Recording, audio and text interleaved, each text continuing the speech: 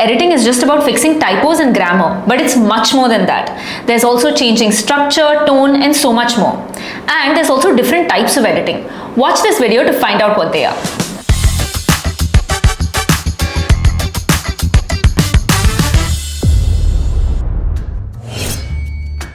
First, there is developmental editing. Developmental editing is all about editing as you write.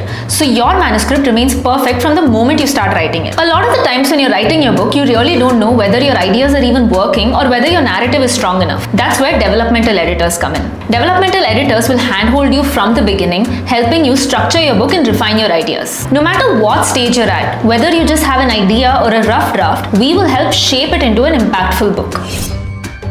Next comes substantive editing. Substantive editing is a lot like developmental editing in the sense that editors will provide detailed feedback to ensure that your book is well structured and engaging. The only difference is that editors will provide feedback after you've completed your entire manuscript. So if you have a rough first draft, editors will help enhance its flow and clarity. Then comes copy editing. Copy editing is probably the most basic form of editing, but it's also the most impactful. This is because copy editing ensures that there are no mistakes in terms of grammar, spelling, and punctuation, so you end up with a fully error-free manuscript. Keep in mind that copy editing does not include restructuring your content, fixing any plot issues, or rewriting any sections of your book. If you want a professional-looking book, then copy editing is essential because the last thing you want is to spot a grammar mistake after you've published your book. And then we have proofreading. Proofreading is the last step before you publish. It involves giving your manuscript one final read to ensure that there are absolutely no mistakes in terms of grammar or spelling. But this is different from beta reading.